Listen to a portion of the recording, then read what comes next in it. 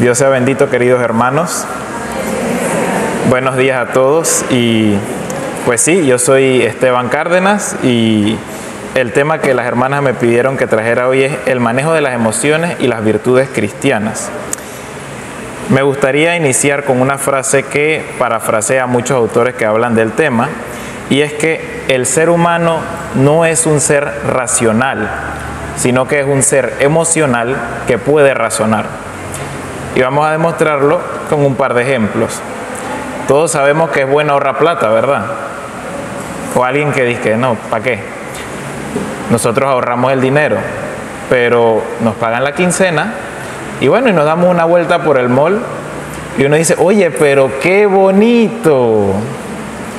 Y se gasta la mitad de la quincena en eso. Yo sabía que yo tenía que ahorrar el dinero, pero hice lo contrario. Otro ejemplo, el doctor le dice, ya no puede comer dulce, se le está subiendo el azúcar, es por su bien. Y viene un día y no le fue muy bien ese día, había tranque, cerraron las calles, el trabajo estuvo horrible, y llega a la casa y dice, oye, pero qué día más malo. Y abre la nevera y saca una pinta así de helado y se la come toda. ¿Y con qué gusto? Le dice, oh, ahora sí, algo bueno en el día por lo menos. Pero nosotros sabíamos que no podíamos comer dulce. También nos pasa lamentablemente con las cosas de Dios. Y no lo digo necesariamente con lo malo, incluso hasta con las cosas buenas. Pongamos el siguiente ejemplo. Un ser querido, muy cercano nuestro, lamentablemente fallece. Pero Dios le concede la gracia que antes de partir recibe la confesión y la unción de los enfermos. Y a las horas muere. Nosotros sabemos, por lo que nos enseña la iglesia, que esa persona lo más seguro es que esté en el cielo. Y no, aún así no nos vamos a poner tristes. Aún así la emoción se va a apoderar de nosotros. Vamos a llorar y vamos a tener nuestro duelo. Porque el ser humano es un ser emocional. ¿Y qué tiene que ver todo esto, por ejemplo, después de la charla que les acaba de dar mi papá? Pasa que a veces pensamos que en esa lucha en la cual yo tengo que moderar, ¿no?, mis malos impulsos, desviamos la atención a luchar contra nuestras propias emociones. Y pasa realmente que las emociones, además de ser una fuerza poderosa, son parte de nuestra naturaleza humana. Y Dios en ningún momento nos pide que neguemos nuestra naturaleza para ser santos. Dice que por medio de nuestra naturaleza tenemos que aprender a ser santos. Primero, antes de entrar en materia, vamos a dar un par de luces, primero en lo que son las emociones. Como sabemos, nuestro cuerpo y nuestra mente busca siempre adaptarse a las situaciones. Si hace calor, empezamos a sudar. Es natural, nos da sed, tomamos agua. Asimismo, nuestra mente funciona a la hora de querer adaptarnos a las situaciones. Entonces podemos decir que las emociones no son más que reacciones ante lo que tenemos enfrente. Una forma que tiene nuestra mente de adaptarnos. Y tienen tres aspectos fundamentales. El aspecto psicológico de los pensamientos, el aspecto espiritual, al cual está íntimamente unido el tema de las emociones, y el aspecto biológico. Habiendo dicho todo esto, tenemos aproximadamente 6 emociones básicas, que son el miedo, la tristeza, la ira, la alegría, la sorpresa y el asco. Habiendo visto todo esto, recordemos, Dios nos creó a todos y cada uno tal y como somos, y no nos conviene luchar contra esa que Dios nos ha dado. Al punto de que incluso el mismo Jesús decidió venir a este mundo y experimentar las emociones. Porque recordemos por un momento, Jesús, siendo Dios, cuando se encarna, Él pudo haber venido y escoger ser perfectamente como Él deseaba. Y decidió ser igualito que nosotros. Decidió sentir miedo, sentir tristeza, sentir hasta incluso enojo. Jesús, si hubiera querido, hubiera podido encarnarse y decir, yo solo voy a sentir emociones bonitas, yo solo voy a estar alegre, yo solo voy a estar feliz, yo solo voy a disfrutar de lo bueno y a mí que nada me amargue, ¿no? Como si Jesús fuera hippie, por ejemplo. Sin embargo, Él cuando se encarna, decide experimentar todo esto que nosotros vivimos y nos deja la lección de que efectivamente tenemos que aprender a manejar con esto y ser santos con esto sin negar esta naturaleza. Pero no tienen que creerme a mí, vamos a la palabra de Dios. Para los que tengan Biblia, si desean pueden buscar el capítulo 11 del Evangelio de Juan. Aquí básicamente se nos narra cuando Lázaro muere y Jesús lo resucita. ¿Qué tenemos aquí? Vamos a leer algunos versículos. Del 1 al 4 dice: había un hombre enfermo llamado Lázaro, que era de Betania, el pueblo de María y su hermana Marta. María era la misma que ungió con perfume al Señor y le secó los pies con sus cabellos. Las dos hermanas mandaron a decirle a Jesús: Señor, tu amigo querido está enfermo. Cuando Jesús oyó esto, dijo: esta enfermedad no terminará en muerte, sino que es para la gloria de Dios, para que por ella el Hijo de Dios sea glorificado. Quiero que nos quedemos con este apartado. Efectivamente, Jesús sabía que esto no iba a terminar en muerte, sabía que por medio de esto iba a dar gloria a Dios. Y si seguimos leyendo, lo vuelve y lo reafirma. Del versículo 17 al 25, dice: a su llegada, Jesús se encontró con que Lázaro llevaba ya 4 días en el sepulcro. Betania estaba cerca de Jerusalén, como a 3 kilómetros de distancia, y muchos judíos habían ido a casa de Marta y de María a darles el pésame por la muerte de su hermano. Cuando Marta supo que Jesús llegaba, fue a su encuentro, pero María se quedó en la casa. Señor, dijo Marta a Jesús, si hubieras estado aquí, mi hermano no habría muerto. Pero yo sé que aún ahora Dios te dará todo lo que le pides. Tu hermano resucitará, le dijo Jesús. Yo sé que resucitará en la resurrección, en el día final, respondió Marta. Entonces Jesús dijo: yo soy la resurrección y la vida. El que cree en mí vivirá, aunque muera. Y todo el que vive y cree en mí no morirá jamás. Nuevamente Jesús le reafirma a Marta y a él mismo incluso de que Él es la resurrección y la vida, y que Lázaro, todo esto se ha dado para que se glorifique a Dios. Y seguimos finalmente del versículo 32 al 35, donde dice: cuando María llegó a donde estaba Jesús y lo vio, se arrojó a sus pies y dijo: Señor, si hubieras estado aquí, mi hermano no habría muerto. Y dice: al ver llorar a María y a los judíos que le habían acompañado, Jesús se turbó y se conmovió profundamente. ¿Dónde lo han puesto?, preguntó Jesús. Ven a verlo, Señor, le respondieron. Y el versículo siguiente dice que Jesús lloró. Recordando con la frase con la que iniciamos, de que el ser humano es un ser emocional, aquí el mismo Jesús nos lo recuerda. El mismo Hijo de Dios y nuestro modelo a seguir nos recuerda que no tenemos que luchar contra nuestra naturaleza. Él sabía, y nos lo reafirma 2 veces, que Él sabía lo que iba a pasar y de que todo esto era para dar gloria a Dios. Y aún así se permite el espacio para llorar.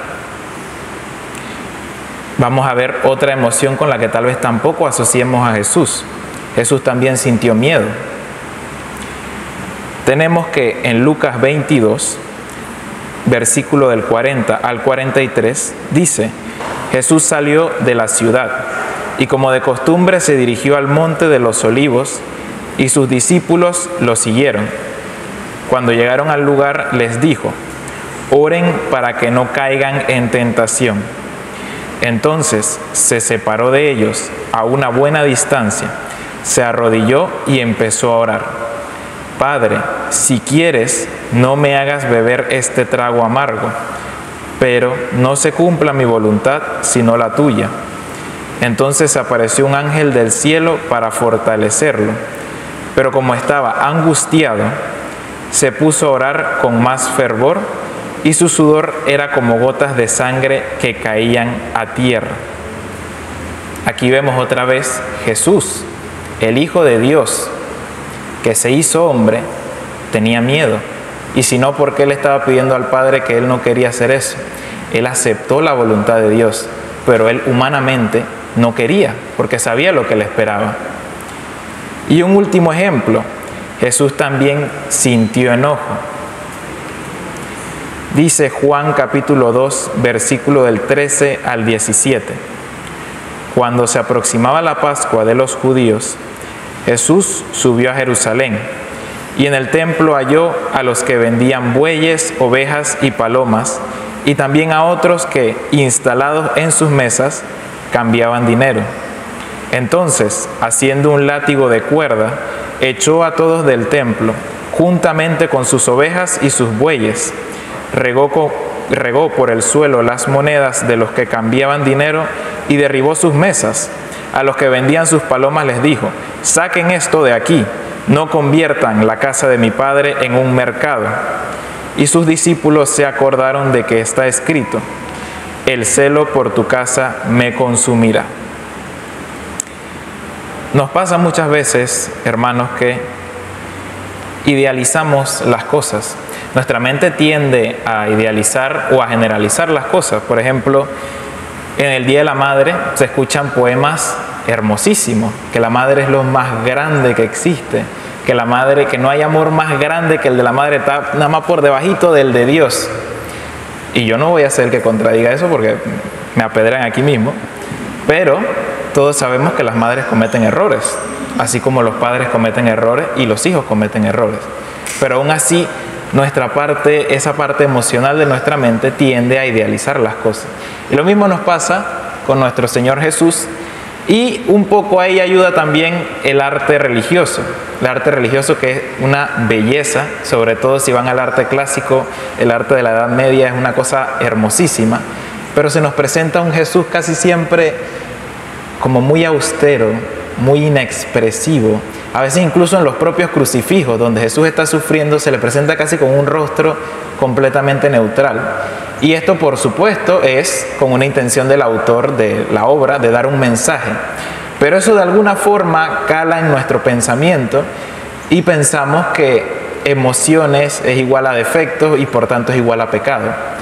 Cuando realmente la propia Biblia y Jesús, por medio de todos estos pasajes que nos escribieron sus apóstoles, nos enseña que no, que las emociones en sí mismas no son malas, son parte de quienes somos nosotros. Y es más, si el ser humano se nos privase de las emociones, se nos estaría quitando de una parte fundamental de quienes somos nosotros y cómo Dios nos quiso crear a nosotros.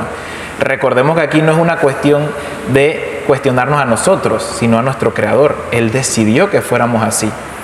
Él pudo habernos hecho a todos de 2 metros y de ojos azules y que todos fuéramos igualitos uno al lado del otro, pero Él dijo: no, voy a hacerlos a todos diferentes, y a este lo voy a hacer más emocional, y este va a ser más llorón, y este va a ser más amargado, y tú tienes que aprender a ser santo así. Ese es nuestro Dios. Y nos los demostró por medio de su Hijo. Entonces, ¿qué pasa? Lo mismo que pasa con las tentaciones. ¿Ser tentado es malo en sí mismo? En la Biblia no dice que ser tentado es un pecado. De hecho, el Padre Nuestro dice: líbranos de las tentaciones. Pero ser tentado en sí no es pecado. Pero caer en la tentación es caer en el pecado. Por poner el ejemplo nuevamente, si usted huele el dulce, mira el dulce, pero el doctor le dijo: no coma dulce. Mientras usted no se coma el dulce, usted no está pecando. Pero desde que usted lo probó, aunque sea con el dedo, cayó. No cayó tanto como el que metió la mano, pero cayó. Lo mismo pasa con las emociones. Nosotros nos vamos a enojar, nosotros nos vamos a sentir tristes. Incluso con la alegría podemos pecar. Y si no me creen, bueno, vamos a preguntarle aquí a los hombres: nunca les ha pasado que están con sus amigos, ¿no? Y están contentos, y vamos a comprar cerveza, y se toman una, y se toman otra, y se sentían tan bien que al día siguiente ni se acuerdan de lo que pasó. Se dejaron llevar por la emoción y eso los llevó a un pecado. Todo en exceso es malo. Y asimismo, tenemos que aprender entonces a manejar lo que nosotros sentimos cada uno. Por ejemplo, Lucas 6:29 dice: si alguien te pega en una mejilla, vuélvete la otra. Si alguien te quita la capa, no le impidas que se lleve también la camisa. Yo les pregunto, si ustedes miran a su hermano que está al lado, le meten una cachetada, bien da, que suene, ¿su hermano va a poder mirarle, sonreír y decirle, pégame aquí también? No. Es natural que nosotros nos sintamos, que eso nos incomode, que nos moleste. Pero el pecado no está en la molestia. El pecado está en qué yo hago con esa molestia. Si yo dejo que esa molestia se voltee y le devuelvo el golpe, pequé. No porque me enojé, sino porque me dejé llevar por la emoción. Y así pasa exactamente como, haciendo la analogía de la tentación y el pecado, lo mismo pasa con las emociones. No pensemos que el ser santo significa el ser una especie de Buda, que nada me perturba, no voy a sentir nada y todo es Dios y yo estoy tan elevado que las cosas de este mundo no siento nada. Eso es mentira. Los santos, todos ellos fueron humanos iguales que nosotros. Jesús se hizo hombre y fue humano igual que nosotros y aún así sintió emociones. Entonces no tengamos la idea de que el ataque es contra las emociones, sino que el ataque es contra controlar ese impulso malo, por cierto, por cuenta del pecado original que nos corrompió, que nos hace tender hacia el mal. Entonces, cuando Jesús nos dice que debemos morir a nosotros mismos, no nos está diciendo no sientan nada, nos está diciendo cuiden eso que sienten porque eso los puede llevar a pecar, pero no nos van a quitar las emociones. Eso es algo con lo que vamos a tener que lidiar siempre. Entonces, pero ustedes me dirán, pero hermano Esteban, está bien, muy bonito eso que me estás diciendo, pero ¿y cómo hago yo? ¿Cómo yo controlo eso si eso es algo como que llega de la nada y yo me siento así? ¿Y qué hago? Bueno, primero para eso tenemos que conocerlos a nosotros mismos. A veces, lamentablemente, conocemos más al hermano de al lado de lo que nos conocemos a nosotros mismos. Nuestra mente, cómo somos nosotros, cómo reaccionamos ante las cosas. A veces no tenemos ese grado de introspección. Entonces voy a incluirles aquí dos conceptos que los van a ayudar mucho y que la Iglesia de hecho ha enseñado durante siglos, que es precisamente para esto, para saber que debemos perfeccionarnos en nuestro estado natural. Uno es el carácter. El carácter podríamos decir que es eso que se va formando con el pasar de los años, con lo que vivimos en nuestra casa, con lo que aprendimos en la escuela, con lo que aprendimos en la calle. Todo eso va forjando lo que llaman el carácter. Es aprendido.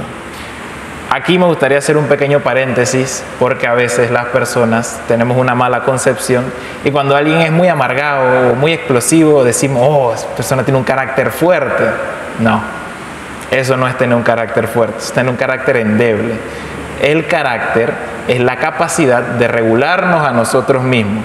Así que si vuelven a escuchar a alguien que ve un amargado por ahí, dice, oh, un carácter fuerte.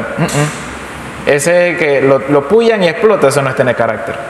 Carácter es aprender a regularnos a nosotros mismos. Buena parte de lo que es nuestro carácter son nuestros hábitos.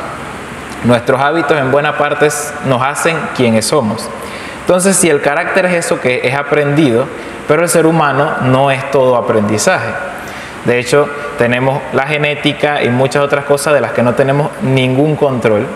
Y eso también influye en quiénes somos nosotros. Y ahí entra el temperamento. El temperamento es eso con lo que ya venimos, por así decirlo, de fábrica. Nosotros, Dios decidió que fuésemos así y punto. Eso no significa, eso no es una justificación para decir que, bueno, como Dios quería que yo fuera amargado, yo puedo ser amargado con todo el mundo. No. Significa que hay algo de nosotros que tenemos que conocer que así decidió que fuéramos nosotros y Él dijo, tú vas a ser santo así. Los temperamentos, existe una clasificación de 4 temperamentos que se lleva enseñando desde, creo que incluso de antes de Jesucristo. Mentira, fue Aristóteles, así que fue después. ¿Fue antes? Fue antes, donde se clasifican en 4 temperamentos. Les recomiendo que usted mismo los investigue, porque pues sí, como dijo mi papá aquí, podríamos hacer un retiro entero de un solo temperamento, así que solo lo vamos a pasar un poco por encima. Y no crean tampoco que esto es como esos horóscopos de que, ay, como yo soy Libra, yo soy... No, no, para nada. Tenemos el temperamento sanguíneo. Por cierto, los nombres, como son pues muy antiguos, tal vez les suenen a otras cosas, pero lo más probable es que no estén ni relacionados. Sanguíneo no es el que sangra mucho. Sanguíneo es el que es expresivo, atento, amistoso. No es ese hermano de la Guardia de Honor que anda siempre reído. ¡Ay, hermana, ¿cómo está? Y sí, que lo ven siempre alegre. Ese es sanguíneo. Pero también es indisciplinado, es inestable y es improductivo. Estos solo son algunos virtudes y defectos que se presentan en este tipo de temperamento, pero hay una lista inmensa de muchas otras cosas que también incluyen estos temperamentos. Tenemos el colérico. Dice que en el lado bueno es voluntarioso, es práctico, es independiente, pero entonces en el lado malo es frío, es sarcástico, es rencoroso. Tenemos el flemático, que es tranquilo, confiable y objetivo, pero es egoísta, mezquino y ansioso. Melancólico, que es el analítico, el estratega y el abnegado, pero es vengativo, es susceptible y es negativo. ¿Cuál es el truco en esto? No existe temperamento puro. Usted no es colérico y punto, o usted no es sanguíneo y punto. Lo más probable es que usted sea una mezcla usualmente de dos. Usted puede ser colérico sanguíneo, flemático melancólico, melancólico colérico. Está a escoger, pero lo importante es que yo sé que al yo decir ciertas de estas características, ustedes habrán dicho, ah, sí soy ese, hasta que dije las malas, claro, ¿no? Pero sí, yo soy ese y yo me identifico con eso. Bueno, ese examen es el que nos brinda este tipo de conocimiento que la Iglesia ha utilizado durante siglos para enseñarle a las personas, mira, este eres tú y esto es lo que tienes, esto es lo bueno que tienes y esto es lo que tienes que perfeccionar. Entonces, los temperamentos. ¿Por qué es importante hacer este ejercicio? Porque uno podría decir, bueno, pero es que al final uno se hace santo rezando y yo doblo rodilla y voy a rezar hasta el día que me muera y me voy al cielo. Pero pasa que Dios nos pide que tenemos que ir en el proceso de la vida, ir mejorando siempre. Lo vemos siempre en la vida de los santos, lo vemos en la Biblia, como las personas después que Jesús entra en su vida no quedan iguales, siempre quedan mejor. Entonces, si nosotros no estamos yendo a mejor, entonces no estamos aprovechando este maravilloso regalo que nos dio Dios, que es la fe. ¿Y cómo? ¿Por qué tengo que conocerme? Porque solo puedo cambiar lo que conozco. Lo que no conozco no lo puedo cambiar. Es desconocido, ni siquiera sé que está ahí. Tal vez los otros lo ven, los otros me lo dicen incluso, pero yo no lo veo. Y si no lo veo, no lo puedo cambiar. Como que nos piden que tráeme la escoba esa que está allá, y si yo no veo la escoba, yo voy a volver con las manos vacías, porque yo no sé que eso está ahí. Y si no lo conozco, incluso para mí ni existe. Entonces tenemos temperamento y carácter. Uno es aprendido, que es el carácter, y ¿eso qué quiere decir? Que es maleable, se puede cambiar, es modificable. Yo estoy seguro que habrán escuchado personas que dicen, ay, pero es que yo soy así, y como yo soy así, o me quieren así o no me quieren. Y es mentira. Todos podemos cambiar. No es disque de un año a los 20 años es que uno cambia y de ahí para adelante todo es tropezón con lo que aprendí. No. Hasta incluso las personas de 80, 80 y pico años que creen que ya no tienen nada que aprender, pueden aprender cosas nuevas. ¿Que se les cuesta un poquito más? Puede ser, pero pueden aprender cosas nuevas. Y eso aplica con nosotros mismos. Entonces, esa actitud de que ya yo soy así y punto, es una tentación. Porque estoy frenando el proceso natural del cristiano, que es el ser mejor siempre. A veces, lamentablemente, cuando escuchamos mensajes fuera de otras religiones, de otras filosofías, ideologías. Por ejemplo, hoy en día está muy de moda la nueva era y que sí, estas cosas. Y de pronto sale algún pensador de allá de Oriente y dice, uno debe ser mejor que cuando era ayer, por decir algo, ¿no? Y la gente dice, wow, qué gran cosa, ¿ve? Yo nunca aprendí eso en la iglesia. O yo fui católico 20, 30 años y jamás me dijeron que yo tenía que ser mejor. Sí está dicho. Que no te lo digan en una frase bonita, en un fondo negro y que te lo manden por WhatsApp es otra cosa. Pero sí está dicho. Y es nuestro trabajo como cristianos el ser siempre mejores. Y yo les aseguro que cada vez que escuchen alguno de esos mensajes que suena muy bonito, que vienen de otras religiones, lo más probable es que esa religión ni existía y ya la Iglesia Católica lo estaba enseñando. Así que con esto lo único que les quiero decir es que busquen, investiguen un poquito más los padres de la Iglesia, la escolástica. No les estoy diciendo que se lean la Suma Teológica, pero vale la pena que investiguemos qué nos ha dicho nuestra Iglesia desde siempre, pero de diferentes formas. Lo que dijo San Francisco de Sales lo dijo de una forma, San Francisco de Asís de otra, San Agustín de otra, y cada quien adaptado pues a su tiempo y al tipo de persona que era él. Porque muchos santos, de hecho, hicieron este mismo análisis. Muchos santos se catalogaban en qué tipo de temperamento eran ellos. Entonces, una vez planteado esto, luego que me conozco, ¿cómo empiezo a cambiar esos malos impulsos que tengo? Bien, primero tenemos que volver atrás y recordar. Es una conexión de tres principales pilares: la mente, el cuerpo y el alma. Si yo descuido una de las tres, las otras dos también se vienen abajo. No somos ni solo espíritu, ni somos solo cuerpo, y tampoco somos un cuerpo y un espíritu sin mente. Las tres son importantes. Porque ¿qué pasa? Si yo mi cuerpo está mal, eso va a afectar mis emociones, y esas emociones pueden hacer que se afecte también mi espíritu, porque entonces me cuesta más acercarme a las cosas espirituales. Si mi espíritu está mal, eso va a afectar mis emociones y a la larga eso va a afectar mi cuerpo. Es inevitable.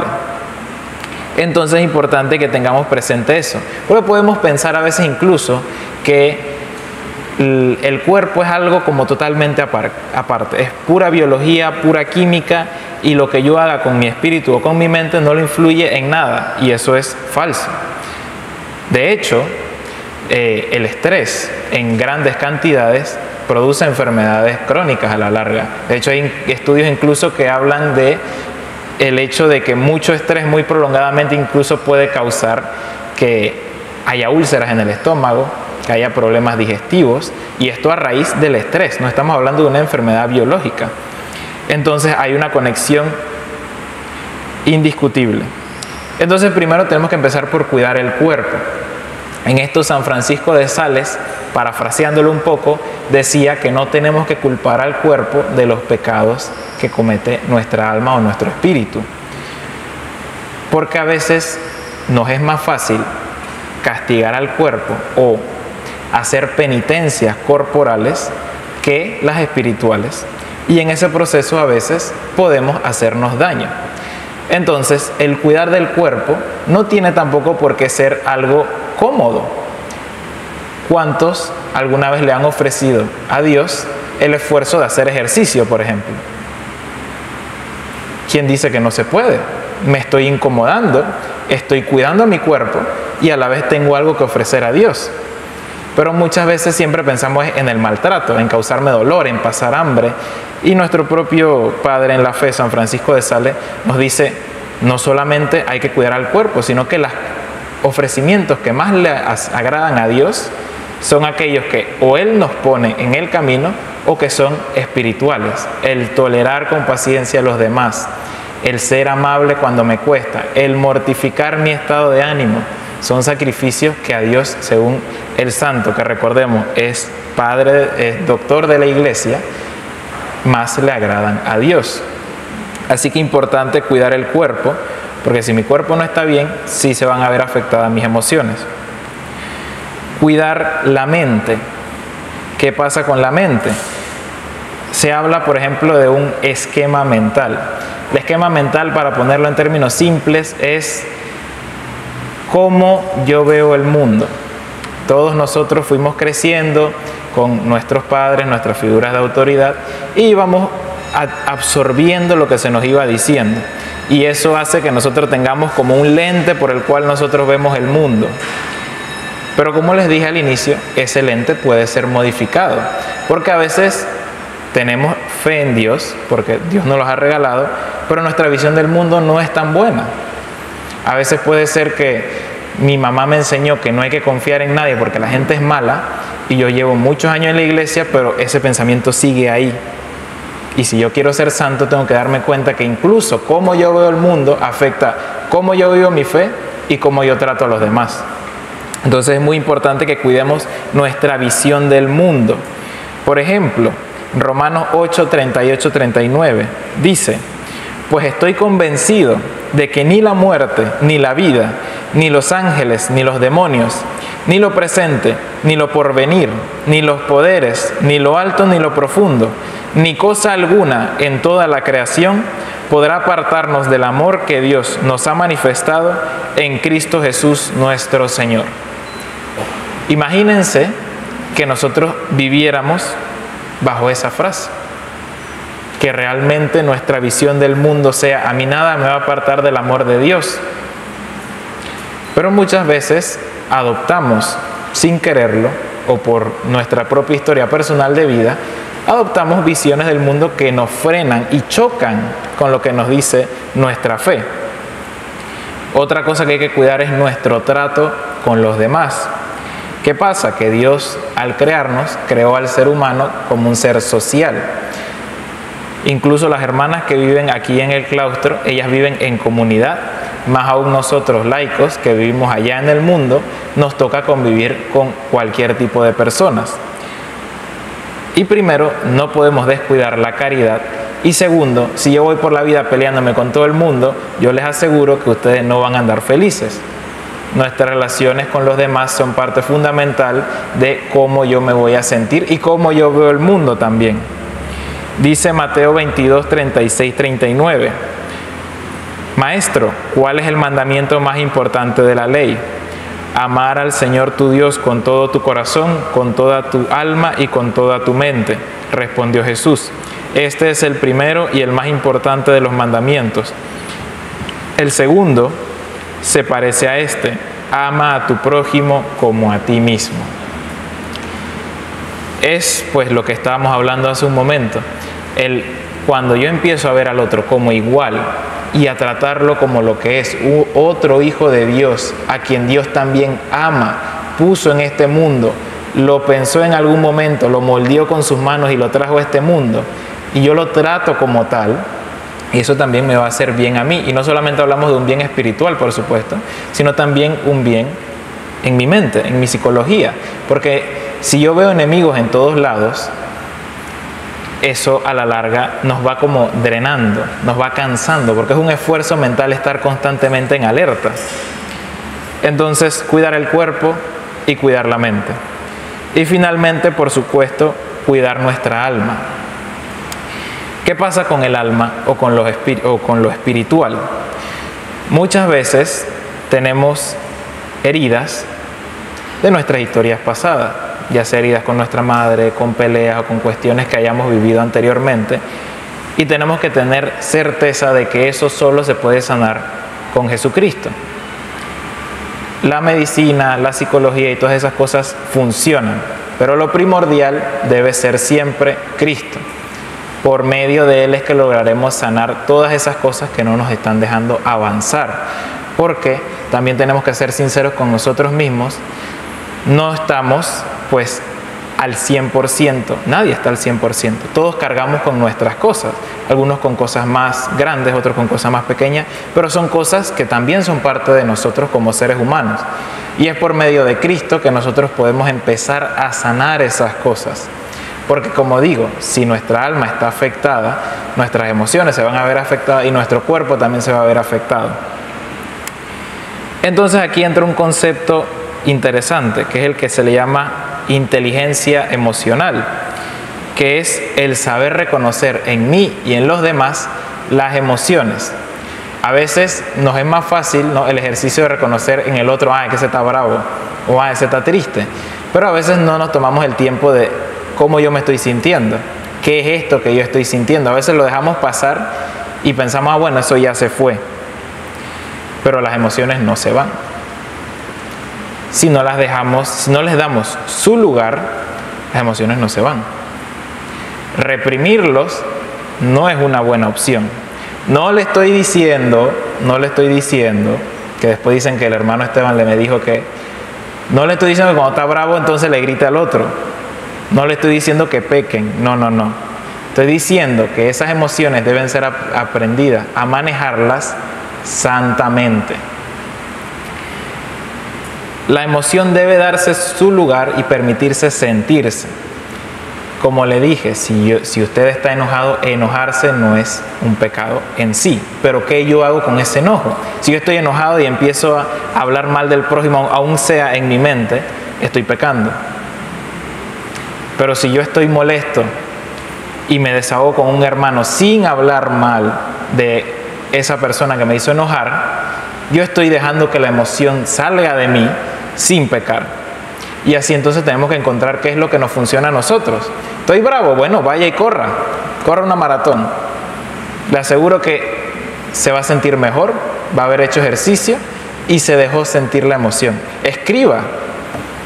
De nuevo, no le estoy diciendo que escriba ni malas palabras, ni que hable mal del hermano, ni que lo dibuje que lo atropelló un carro, no. Le estoy diciendo que se dé el espacio para sacar eso que usted está sintiendo sin pecar.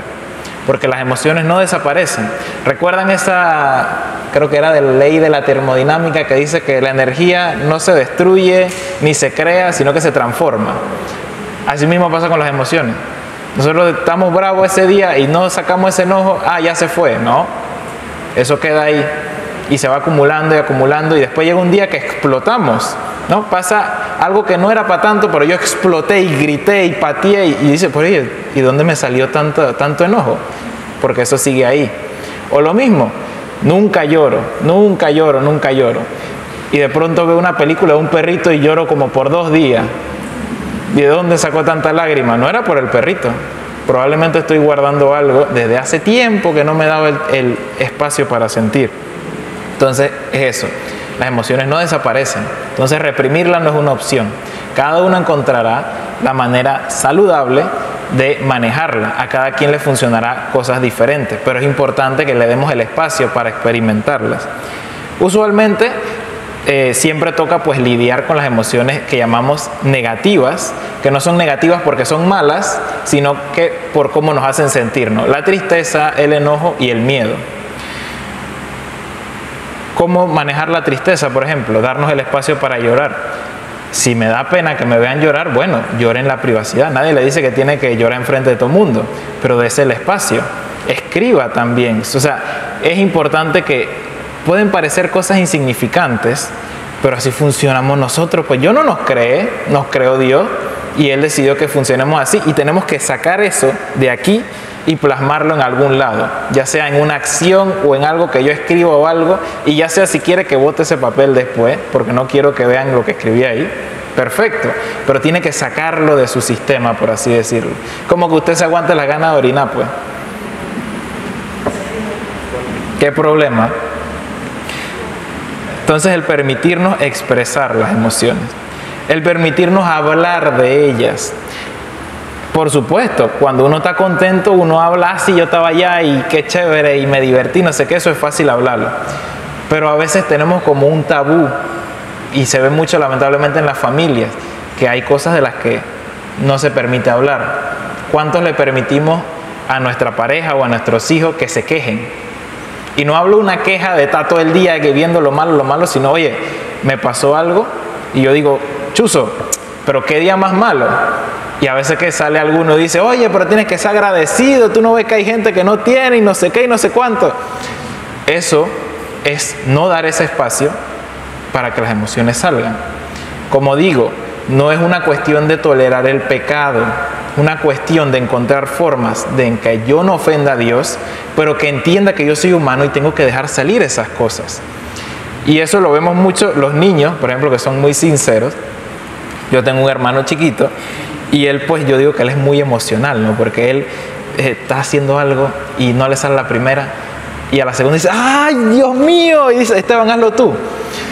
Él está dejando salir esa rabia, pero a veces los adultos no somos tan así.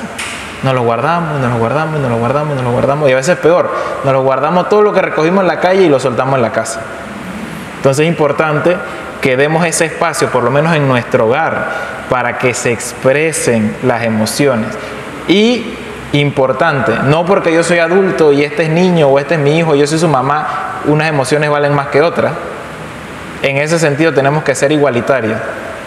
Las emociones de mi hijo, de mi hija o de mi pareja valen lo mismo que las mías. No que yo soy el más sufrido y el pobrecito de mí, que es que mi vida es la más dura, así que nadie más puede quejarse en esta casa. Eso es peligroso, tengan cuidado con eso. Recordemos también que las emociones son pasajeras. Si bien es cierto, pueden durar un buen tiempo, pueden durar 1 o 2 días, no sé cuánto es el récord aquí del que haya pasado más días enojado, pero siempre eventualmente pasan. Entonces recordemos que el peligro de dejarnos llevar por la emoción es que a veces somos impulsivos y a veces eso que hice sintiendo eso que estaba sintiendo en ese momento después no lo puedo deshacer. Entonces recordemos, esto que estoy sintiendo va a pasar. No importa qué tan intenso ni qué tan fuerte sea, si yo me tomo el espacio para trabajarlo, eso va a pasar. Porque a veces podemos sentir que estamos como metidos en un agujero, ya sea de tristeza, de ira o de lo que sea, y como que no salgo. Pero si usted tiene a Dios de su parte, si usted tiene forma de manejar las cosas, y tiene incluso, Dios le permite tener una buena vida y cosas que disfrutar, eso va a pasar. Si tenemos a Dios de nuestro lado, no hay problema que Dios no pueda resolver y que no nos vaya a apoyar. Entonces es importante tener presente de que tenemos que cuidarnos y dejar pasar eso. Otra cosa, cuidarnos de la hipocresía. No pensemos que porque tenemos que expresar las emociones, pero sin pecar, entonces de que mi boca solamente salgan cosas buenas y que como yo no puedo manifestar el enojo porque no voy a tratar mal al otro, entonces yo nada más sonrío y ay sí, qué bonito te quedó eso y hasta ahí. Se trata de que si yo no siento algo, me cuesta mucho el ser amable con el otro en ese momento porque estoy muy molesto, no seamos hipócritas. Tampoco es ser grosero, es saber encontrar ese balance en el punto medio en el cual yo puedo decir, en este momento no me siento bien, en este momento no puedo ayudarte con esto porque no me siento bien o porque no estoy bien y necesito mi espacio. No podemos decir que sí a todo siempre. Tenemos que saber que no somos Superman ni que somos superhombres ni nada por el estilo en el que siempre tenemos que decir que sí porque yo soy un hijo de Dios y como yo soy un hijo de Dios yo puedo con todo. Tenemos que aprender a poner los límites. Porque si no podríamos sin quererlo estar cayendo en la hipocresía. No se trata de decir lo que no siento. Si no lo siento, no lo digo sin ofender al otro. Por ejemplo, y recordemos que la Biblia y Jesús es muy duro con este tema. Dice Mateo 23 del 27 al 28. Ay de ustedes, maestros de la ley y fariseos, hipócritas, que son como sepulcros blanqueados. Por fuera lucen hermosos, pero por dentro están llenos de huesos de muertos y de impurezas. Así también ustedes por fuera dan la impresión de ser justos, pero por dentro están llenos de hipocresía y de maldad. A veces, en la iglesia, cuando se habla de los fariseos, uno automáticamente se desconecta. Dice, oye, qué malos eran esos fariseos. ¿Y quiénes creen que son esos fariseos? Nosotros. Jesús no le está diciendo a esos judíos en ese contexto de que hipócritas, ¿no? Jesús se para ahí y nos dice hipócritas. Y es importante que tomemos en serio esas advertencias. No caer en el fariseísmo. Por ejemplo, me acaban de dar una charla de la amabilidad, así que yo voy a ser amable con todo el mundo. Hasta esa persona que yo odio profundamente, pero yo le voy a sonreír, le voy a decir que yo la amo. Eso es ser hipócrita. Hay que trabajar ese proceso para que cuando yo empiece a sanar esa herida, entonces empezar a expresarle un auténtico amor filial. Porque si no, estamos cayendo en el fariseísmo. ¿Por qué? Porque dice, Dios quiere que sea amable. Bueno, yo voy a ser amable, aunque yo no lo sienta. Pero el mismo Jesús dice que tiene que venir del corazón. Y tampoco, por supuesto, irnos al otro extremo. Tampoco decir, entonces empezar a expresar y a decir todo lo que sentimos en todo momento y a todo el mundo porque me dijeron que yo tengo que expresar mis emociones. Así que yo digo, oye, esa vaina tuya está bien fea. No es perder la caridad, para nada. No. Es ser prudentes. Si yo tengo una opinión personal de algo, pero eso puede ofender al hermano, no hay que ser causa de escándalo para el hermano, ¿no? Entonces, porque dije, eso me incomoda. Y, oye, tú no tienes plancha en tu casa. No se trata de ofender, ni de entonces como yo me siento así, yo tengo que dejar salir eso. No. Hay que saber morir a nosotros mismos. Dice Proverbios 21-23, el que guarda su boca y su lengua, guarda su alma de angustias. Porque efectivamente a veces somos pues expertos en todos los temas. Y cuando escuchamos que alguien comete un error y viene el hermano, oye, ¿te enteraste la última? No, ¿qué pasó? Ay, pero ¿cómo va a ser eso? Oye, si no ves que la cosa es así, y nos volvemos expertos en todo. Y opinamos hasta de lo que no tenemos que opinar. Y peor si tenemos algún resentimiento o guardamos alguna cuestión contra ese hermano, entonces soltamos todo. Aún sabiendo, volviendo nuevamente a la frase del inicio, sabemos, a ver, aquí quién no sabe que hay que amar al prójimo. Eso lo dijo Dios, lo dice la Biblia, está en todos lados. Hay que amar al prójimo. Pero a la hora de criticar, ¡qué rico! Nos encanta. Porque somos seres emocionales y lo que nos hace sentir bien, lo que nos causa placer, lo buscamos casi instintivamente.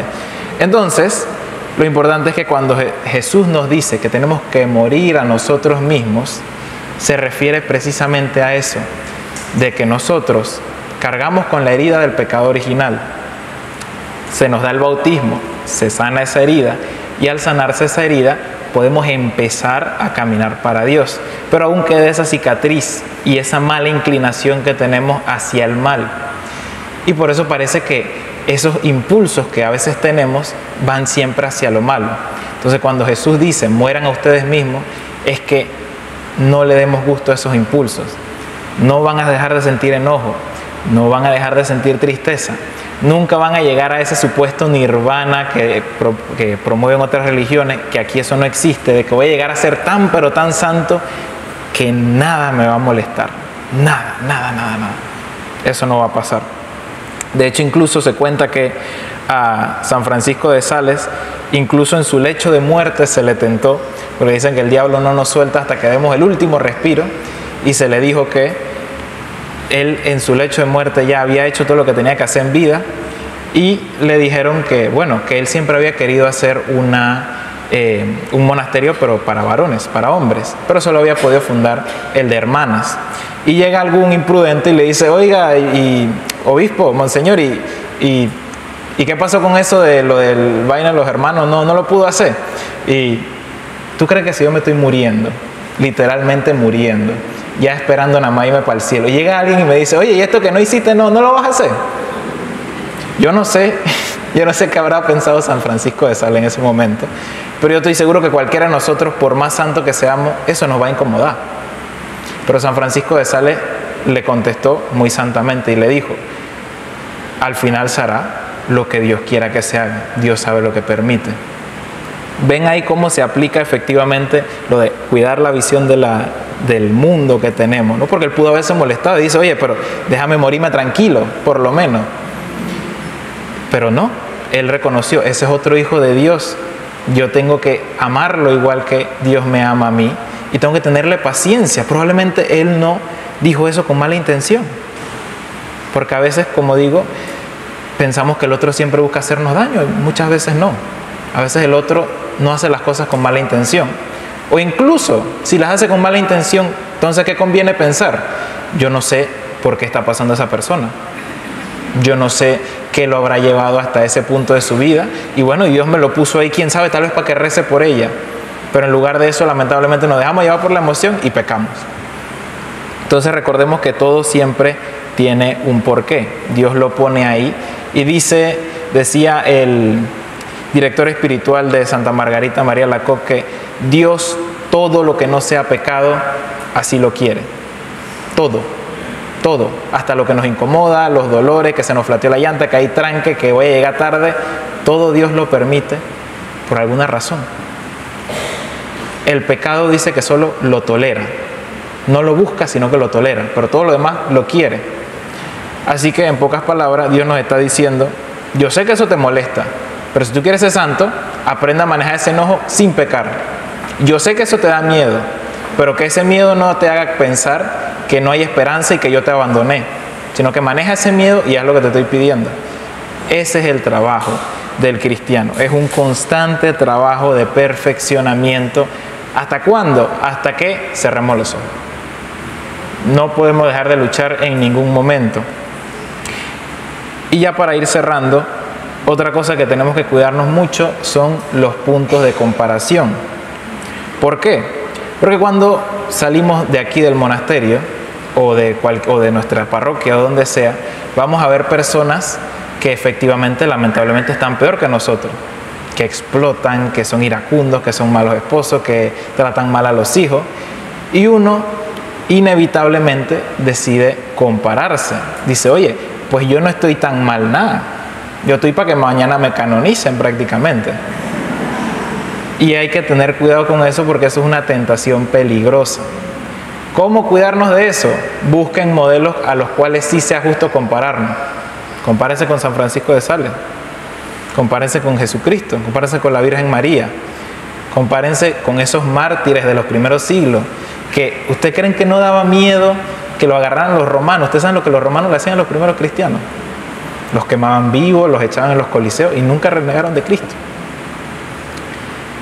Comparémonos con ellos, con los santos de tiempos anteriores, incluso los santos contemporáneos. Porque si nos empezamos a comparar con el que está peor que nosotros, no vamos a poder avanzar. Porque ¿con qué motivación? ¿Con qué motivación vamos a avanzar si yo digo, pero yo no estoy tan mal, yo estoy bien? Entonces, me gustaría cerrar pues simplemente recordando, no es una cuestión de negar nuestra naturaleza, no es una cuestión de que voy a dejar de sentir emociones, de que las cosas me van a dejar de incomodar. Nunca voy a dejar de ser humano, nunca. Pero tengo que esforzarme por ser un mejor ser humano del que yo era ayer. Y recordar también que pues las emociones son cosas sobre las que lamentablemente no tenemos control. No tenemos control. Se nos presenta la situación y eso me va a hacer sentir de alguna forma. Siempre me va a enojar, me va a hacer sentirme triste, me va a dar miedo, me va a alegrar, pero yo no controlo eso. Se presenta y yo reacciono. A más B, punto. Lo que sigue después de eso es sobre lo que nosotros tenemos control, sobre nuestras acciones, no solo físicas, sino mentales. Lo que me digo aquí o lo que digo del otro aquí o lo que hago con mis manos o con mi boca es sobre lo que yo tengo control y es sobre lo que tengo que enfocarme. Y por supuesto recordando que esto no es una cuestión de pelagianismo. Pelagianismo era una herejía que decía que pues nosotros mismos por nuestra propia fuerza de voluntad nos salvamos. No. Necesitamos siempre de la gracia de Dios. Incluso en estas cosas que a veces consideramos que son de nuestro propio autocontrol, hay que pedirle a la gracia. Nosotros solos no podemos. Entonces, si tenemos que pedirle la gracia, tenemos que dar nuestro grano de arena, nuestro esfuerzo, que Dios es tan pero tan bueno que a veces nosotros nos esforzamos un poquito y Él multiplica ese esfuerzo y nos hace el milagro.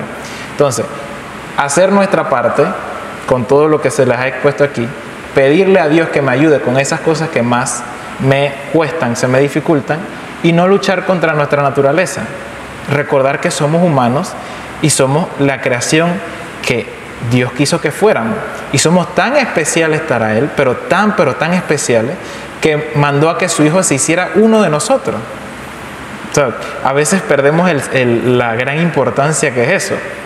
O sea, Jesús pudo haber sido un ángel, Jesús pudo haber sido incluso cualquier otro ser de la creación que conozcamos o que no conozcamos, y Él decidió hacerte uno igual que nosotros y sentir igual que nosotros. Y a veces nosotros somos muy duros con nosotros mismos. Oye, pero ¿por qué yo soy así? ¿Pero cómo yo voy a entender que Dios nos quiso así? Dios nos quiere débiles y en esa debilidad Él se gloría. No podemos renegar de nuestra naturaleza. Ave María Purísima. Muchas gracias, hermano.